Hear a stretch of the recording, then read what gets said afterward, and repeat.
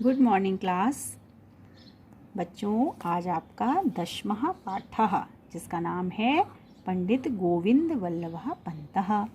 उत्तराखंडे समय समय अनेके महापुरुषा अभवन्। उत्तराखंड में समय समय पर अनेकों महापुरुष हुए हैं। तेषु पंडित गोविंद वल्लभ पंतः अग्रणीयः अस्ति। तेषु माने उनमें, जो हुए हैं महापुरुष उनमें पंडित गोविंद वल्लभ पंत जो है वो अग्रणी है, यानी सबसे आगे हैं।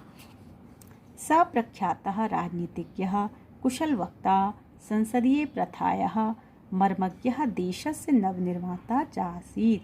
वह जो थे वो प्रसिद्ध राजनीतिज्ञ थे, यानी कि राजनीति को जानने वाले थे, कुशल वक्ता थे, अच्छा बोलते थे, और संसदीय प्रथा के मर्मज्ञ थे, जानकार थे, और देश के नवनिर्माता थे।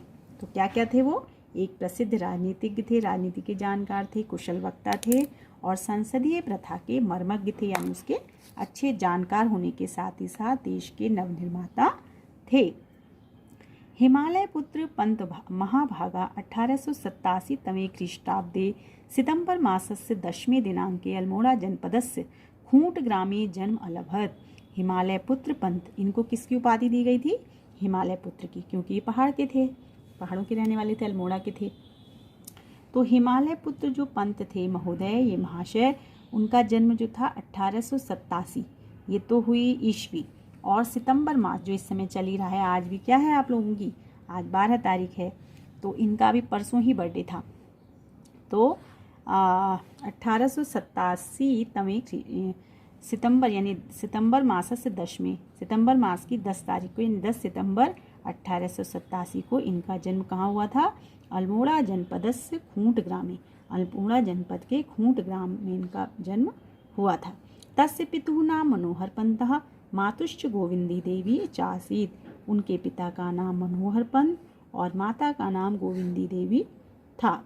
प्रारंभिक शिक्षा अल्मोड़ा रामजे इति विद्यालये प्राप्य सः उच्च शिक्षार्थम प्रयाग नगरम अगच्छत्। प्रारंभिक शिक्षा अल्मोड़ा के रामजे इस विद्यालय से प्राप्त करके, प्राप्य माने प्राप्त करके, सह उच्च शिक्षार्थम, वे जो थे उच्च शिक्षा के लिए प्रयाग नगर को गए। प्रयाग मतलब जो इलाहाबाद के नाम, बल्कि अब तो शायद उसका नाम फिर से प्रयाग कर दिया गया है, लेकिन वैसे आप इलाहाबाद के नाम से भी उसको जानते होंगे। तो ये उच्च शिक्षा के लिए प्रयाग चले गए थे। तत्रतः विधि परीक्षां प्रथम श्रेण्याम उत्तीर्य अधिवक्त्री कर्मम आरभत।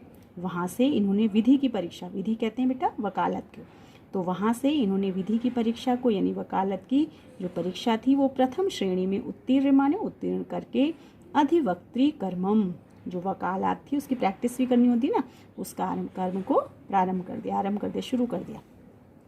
स्वजीवने अनेकान कष्टान असहत। अपने जीवन में अनेकों कष्टों को इन्होंने सहा। तथापि सः देश सेवा कार्येभ्यः विचलितः नाभवत्। किंतु वे जो थे फिर भी, तथापि माने फिर भी, वह जो थे देश सेवा के कार्यों से बिल्कुल भी विचलित नहीं हुए। कष्ट बहुत उठाए उन्होंने, लेकिन जो देश सेवा के कार्य से उससे वो बिल्कुल भी विचलित नहीं हुए। आंग्ल शासकानां अत्याचाराणां विरुद्ध सः 1916 तमे ख्रीष्टाब्दे कुमायूं परिषद संस्थाया स्थापनाम अकरोत्।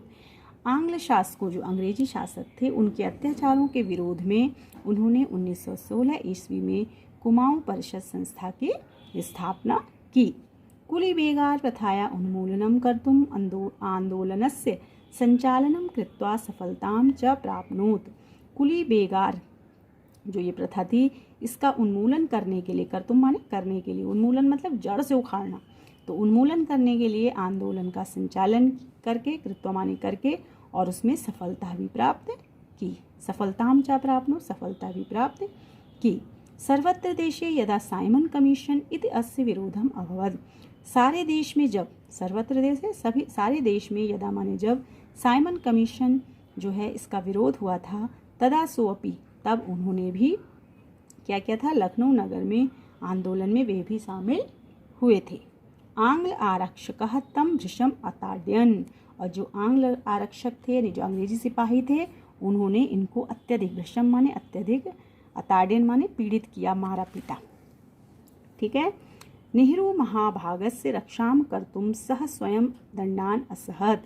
नेहरू महोदय की रक्षा करने के लिए उन्होंने स्वयं दंडों को सहा। जैसे कि अगर उनको मारने के लिए आए तो उनकी जगह वो खुद लग गए और उन्होंने दंडों को सहा। नमक सत्याग्रहे सविनयावज्ञान्दोलनं च सह बहुवारं कारागारे निरुद्धा। ये सब आपने जो आंदोलन है इनके विषय में पढ़ रखा होगा सामाजिक विषय में। तो नमक जो आंदोलन था, सत्याग्रह आंदोलन, सविनय अवज्ञा आंदोलन, इन सभी आंदोलनों में वह बहुत बार कारागार में बंद भी हुए, यानी जेल में बंद भी हुए। 1946 ख्रीष्टाब्दे सा संयुक्त प्रांतस्य। अब क्या था उस समय, ये प्रांत संयुक्त था। अलग तो 2000 में हुआ ना, नवंबर 2000, तो उस समय ये एक ही था, इसीलिए संयुक्त प्रांतस्य बोला गया, उत्तर प्रदेश और उत्तराखंड। तो उसका इन्होंने कब 1946 में मुख्यमंत्री पद को भी प्राप्त किया।